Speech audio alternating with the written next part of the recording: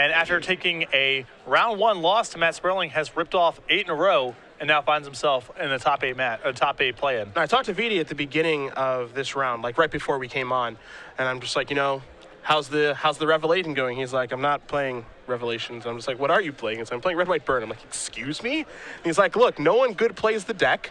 And I'm just like, okay, I suppose that's true. When you think of Red, White, Burn players, who jumps to mind? Exactly. I didn't say anything. Yeah, exactly. No one. I'm not going to comment on this. Yeah. You keep on going on this tangent. Okay, so he's about to paint yourself in some pretty tough territory right now. I'm going to let you go. Tonight the hotel room might not be very good, but that's fine. Whatever. You don't think of any real big-name players that actually play the Red, White, Burn deck. Yes, it won last weekend in Seattle. While that was happening, Vidianto was actually playing a Grand Prix trial with that deck. And he went 5-0. He went 5-0-2 in the Swiss Double Drew, and I'm not sure if he won the tournament or not, but he was like, yeah, I was playing this deck. It was actually really awesome. No one's actually really playing it. And then it wins the tournament. He's like, that kind of sucks. But he decided, I'm gonna play it anyway. Now his list is a little bit different than the list we saw in Seattle. Yeah, I commented on this a little while ago that unlike the list in Seattle, that is also has the possibility of playing a creature and kind of tempo burn game, Vidianto is a much more dedicated burn strategy. No Boros Reckoners, no copies of Storm Breath Dragon, just Ashel and Chandra's Phoenix as creatures. Main deck Skullcrack. This is a very aggressive, non-interactive build of the deck, or more non-interactive. He said he's much lower. He doesn't have Storm Breath Dragons. He has a lot of burn spells and just a couple of creatures, Ashel and Chandra's Phoenix. That's it. So he's just, he's lighting you up. Yes. You're going upstairs. Now, he's against Black-White mid-range. He's against a deck that has Blood Baron of Vescopa. There's an elves that I hang out here. Pack Rat, Desecration Demon, a couple of copies of Lifebane Zombie, and then a boatload of removal spells. Bile Blight, Devour Flesh, Ultimate Price has got Elspeth. Read the Bones, Underworld Connections, the 2-2 split, which is becoming a little bit more popular nowadays, along with 4 Heroes Downfall and 4 Thoughtseize. My Burn Maestro to my right. Who do we think is favored in this matchup? Well, Vidi's going down to 5 cards, which is a disaster for him regardless of matchup, as he's a critical mass deck. Generally, I would want to be on the burn side of the matchup, but Vidi's starting with an enormous deficit. A lot of removal spells in the Black-White mid-range deck that are not very good against Vidi.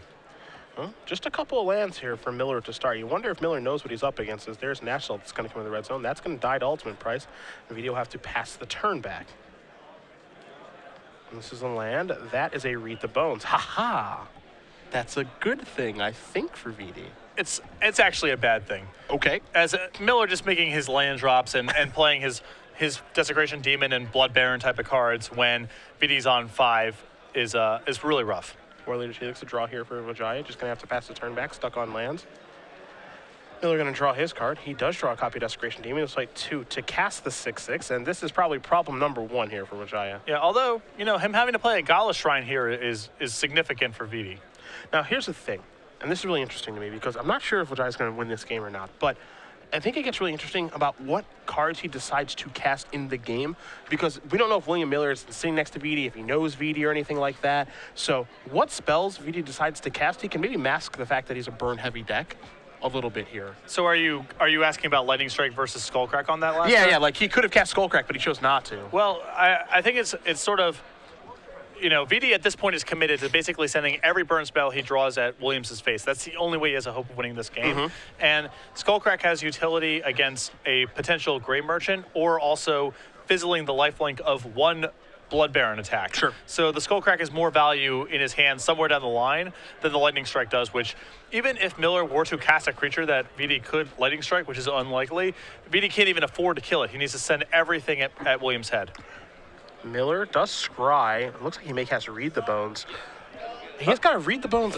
Yeah, he's got to Read the Bones. He's going to go down to 11. He has Thoughtseize. He's going to put those 2 cards at the bottom. So 2 cards coming. 1, 2, Bile Blight and Blood Baron. If he casts a Thoughtseize, he goes down to 9. We could see something interesting develop here, Patrick. Yeah, the first Read of the Bones, I'm a big fan of. The second one, with a Thoughtseize in hand, now we're starting to get into really dangerous territory. And he's a little gun-shy on casting Thoughtseize now. Yeah, he can't afford to cast it. And spending his entire turn just casting Read the Bones is perhaps the opening that Vidi needs to catch up in this game. So there's a Boros Guildgate. Passes the turn back, does Wijaya. You can believe he's going to fire off a burn spell here at some point. Now, Miller does have a Blood Baron, but you saw that he did not attack with Desecration Demon. So here is Blood Baron. That's a tap land, and no attack yet again with Desecration Demon. Demon playing defense. Wijaya just going to untap. We know he has Skullcrack in his hand, but he probably has to wait now because of the Blood Baron. Absolutely. But he's in a spot now where if he draws Boros Charm, he has a real shot of winning this game with the damage that he has in hand, and Skullcrack to fizzle one of these Blood Baron attacks. The draw is Desecration Demon here for Miller. Might be time to come to the old red zone here. Certainly, Blood Baron is a safe attack. Yeah. There's almost no way that the Blood Baron doesn't attack. This is really interesting here because now Chandra Phoenix can get in front of, it can maybe get in front of something. I think it can get in front of the Blood Baron, right? So you get in front of here before damage your Skullcrack. Yep. And then he can actually use the Searing Blood in his hand to finish it off and get his Chandra's Phoenix back. Yeah. So this is good. This is a pretty incredible potential comeback that VD is setting up here. So Skullcrack before damage is going to put Miller down to 8. Damage resolves. There goes the Phoenix. Desecration Demon is going to put him down to 12. Here's a backup Desecration Demon. Now we go upstairs. Well, we take care of the Searing Blood's going to go upstairs. But yeah, you take care of this, and that'll deal 3. So now Miller's going to go down to. He should go down to 5 now, correct? Well, I think that he's contemplating a response here. Ooh. He wanted to. It looked like he wanted to Bile-Blight his own Blood Baron. Of course, you can't do that because of protection from black. Yeah. But, does he have? Yeah, he wants to, but he can't. Yeah, because of pro black. Yeah, so that's going to die. And so now, yeah, Miller's going to go down to 5. And because Wijaya has 2 copies of War Leader's Helix in his hand. Yeah, he can survive the next attack and then potentially win the next turn. Chandra Phoenix the draw. He has no reason to cast the Phoenixes, which I think he might. Yeah, and he's just going to pass the turn back, knowing that Helix is basically a fog. And wow, oh wow, oh wow. Yep, there's a War Leader's Helix upstairs. Deal 4, but more importantly, gain 4. He goes up to 16, take 12, go down to 4. Miller's down to 1. Can't cast Thoughtseize. Can't even cast Thoughtseize if he wanted to. Pack Rat's a good magic card. Pack Rat's not good enough right now. This is an insane win. Insane. Draw, Temple. As long as he casts War Leader's Helix, doesn't cast Chandra's Phoenix, he has won the game. Yeah, at this point, the thing that VD is thinking about is, do I cast it now, or do I wait for William to do something? Because there's the risk of Devour Flesh on William targeting himself. I think VD will probably pass and wait for William to make a Pack Rat and then finish the game. Okay. If he passes and William just untaps, VD will cast inside of William's upkeep. Yeah, it's no slow roll there.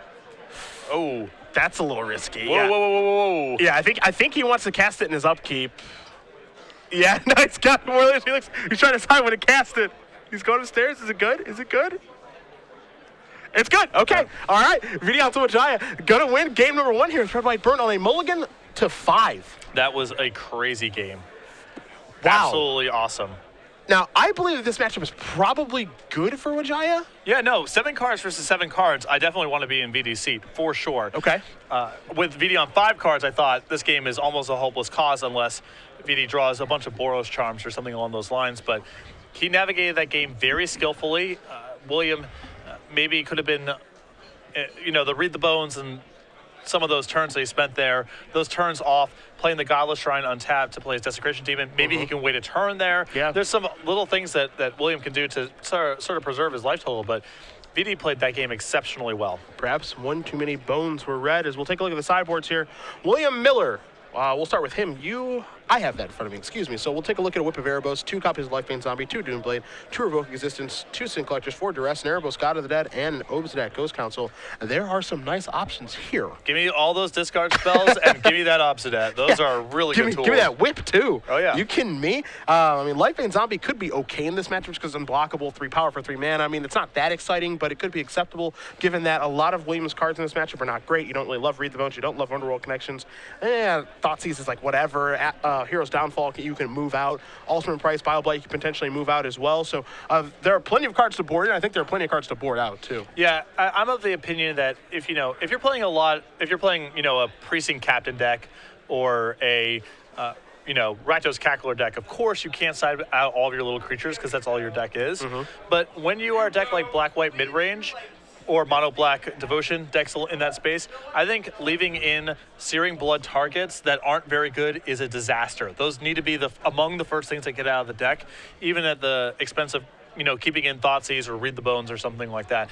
There's almost no chance that Lifebane Zombie is productive in a game where VD has a real hand, and the fact that it has a big Searing Blood bullseye on it means it has to go. I know a lot of people, I even feel like Pack Rat's potentially a card that needs to be boarded out in these matchups sometimes if you have enough productive cards to keep in your deck.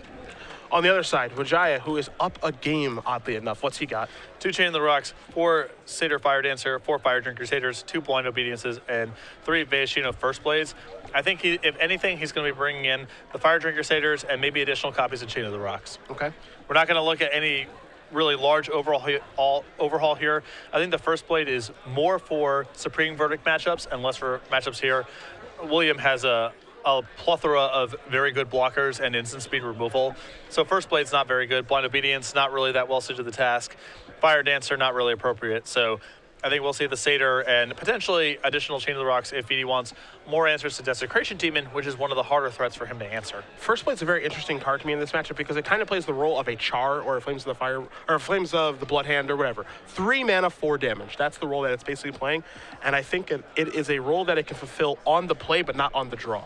Yeah. So I could see him boarding those in on the play against this matchup where I expect Miller to sideboard out a decent amount of his removal. Again, because, and he doesn't know Wijaya's exact deck list. If he thinks that Wijaya is playing Neil Hartman's deck list, then he may leave in more removal because Hartman had Boros Reckoner and Stormbreath Dragon. But if he knows Wijaya's deck list, which is 8 creatures, Ash Zealot, Enchantress Phoenix, and Burn, maybe he boards out some of those removal spells, and especially when he's on the play, speaking of Wijaya, he can come across, play First Blade on turn 3, get in for 4 points of damage, because there's a chance that Wijaya has boarded out, that Miller has boarded out a lot of his 2-mana removal spells. Yeah, no, there is some upside there, but I think that Williams' deck is equipped enough with blockers that the dream case scenario is only turn 3 uncontested board, and William doesn't have a Bile-Blight or an Edict or a Hero's Downfall or whatever. And William has so many bad cards in the matchup that it's really hard for, if I'm in VDC, even if William in ideal circumstances would remove some of his creature removal, I know he has cards that are a higher priority to get out of the deck, like Lifebane Zombie, potentially Thoughtseize, maybe even some of his slower cards like Elspeth are just really poorly suited to the task. So there's no way for William to get away from his removal spells entirely, in part because he just doesn't have enough reasonable cards to keep in his deck. Yeah. Well, we'll see how he's going to sideboard here. Game 1, I agree with you, is pretty bad. Even though Wijaya did mulligan to 5, Miller unable to win that one. Maybe, again, played a little bit too defensively. Not entirely sure. Hanging back with Desecration Demons, giving Wijaya a few more draw steps to get where he needed to go. It's a game that you'd have to probably replay and dissect turn by turn to see what ends up happening after you go through it. Not really too sure, but Wijaya able to steal that one. Yeah, I think the biggest problem was, William took a lot of incremental damage doing things that were not particularly productive. He took 2 damage to play a Desecration Demon that ended up not really attacking or blocking for the majority of the game, or causing VD to sacrifice creatures or what have you. And there was the second copy of Read the Bones that took up his entire turn and was 2 more points of damage. So those extra points of damage that didn't lead to very much productive, I think is what allowed VD to steal that game, even mulliganing to 5. So both players will be underway here momentarily. If you guys are just joining us, or if you've come in and out over the course of the day, we do appreciate you. Round 10 of 10 here in Los Angeles at SCG Live, hashtag SCGLA for your tweets. Patrick Sullivan, Cedric Phillips. We know that there are going to be some revelation decks in top 8. We believe that Ricky Sitter was able to draw in, but our attention right now is on Vidianto Wijaya, Grand Prix Denver champion, multiple-time Open Series champion and top 8 competitor. Can he win this match and make another top 8? Yeah, and what's really compelling to me about VD's list is no Chandras in the 75. Even the really burn-oriented strategies usually find room for a couple copies of Chandra, but none to be found in VD's deck. And it makes sense. He doesn't really want to fight over creatures. He's just a burn deck. And Chandra is, it really requires you to keep the board clean to maximize its power. Temple of Silence to get things started here. So Wijaya does pick up a Skull Crack. Looks like we've got a 1-drop here. Maybe not. There's a Sacred Foundry untapped, yeah, so we do have a Fire Drinker Satyr and pass the turn back. Unlikely that William can't kill this, but he's going to put VD to the test. It's going to deal at least 2, as here's a Duress. The hand here for Wijaya, you see he's got a Boros Guildgate. He has a Boros Charm, a Skull Crack, 2 of them in fact, along with a War Leader's Helix and a Searing Blood. A lot of power in this hand. Yeah. And, he was considering playing Boros Guildgate on 1 and then playing Fire Drinker Satyr plus Sacred Foundry tapped on 2. But I think it's important for him to use that Fire Drinker Satyr basically as a Char with Suspend. Deal 2 on this turn, deal 2 on the next turn, and then it got its job done. Yeah, almost all the cards in VD's hand, he's going to be able to get the same amount of damage in at any point in the game. Except for the Satyr. The Satyr has a very short shelf life because William can eventually invalidate it with blockers. So it's really important to get in while the getting's good. So you're the master. Do you pump the Satyr or do you leave mana up? I'm pumping. Okay. You want to get the most out of this that you can? With 2 skull cracks in your hand, you have a lot of insurance against William's life gain. You have a lot of spells in your hand, so you're not particularly worried about duress ruining everything. And that extra point of damage means a lot. This is a Lifebane zombie. Not too surprised to see this come in, and that's part of the reason that he took Searing Blood, I believe, as no new card was drawn, just played a Mountain, so very quickly draws his card, does Wijaya. And yeah, the duress having to take Searing Blood in lieu of something like Boros Charm or War Leader's Helix to clear the path for this Lifebane zombie is it's an indictment on why I don't like these kind of cards in the matchup. Yeah. The opportunity cost is just too high and the upside is too low. So you take a look here, he's considering as Wijaya what he wants to do with this Temple of Triumph. Do I want to leave it on top? Do I want to leave it on the bottom?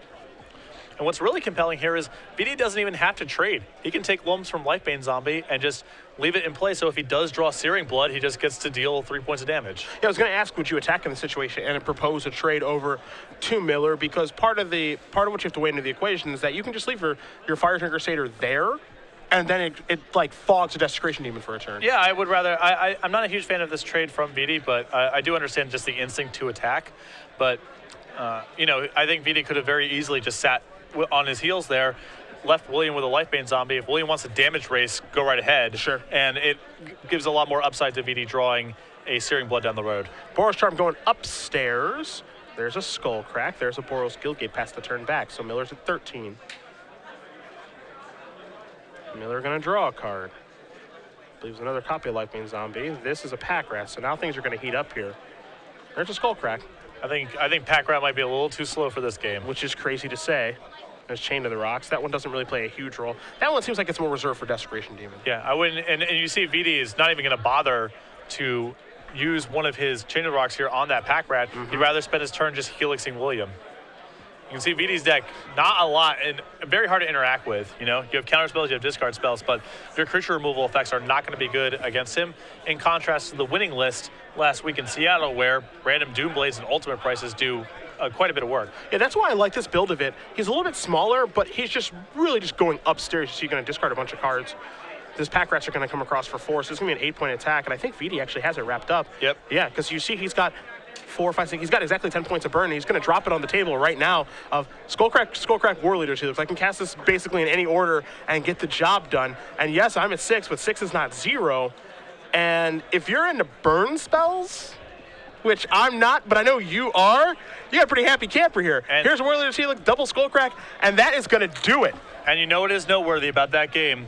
William at that moment is at exactly 0, and VD used all the spells in his hand. If VD casts Skullcrack or Boros Charm on that second turn instead of pumping the Fire Drinker Satyr, the game could be totally different. VD might be facing down a lethal attack next turn or having to top deck. But that 1 point of damage there, when VD had a window to do it for free essentially, that left William here at exactly 0. Vidianto Wijaya, Grand Prix Denver champion, multiple-time Open Series top 8 competitor. He's also won 1 or 2 of these things. He's got another shot at it today. Red-White Burn into the top 8, potentially the #1 seed.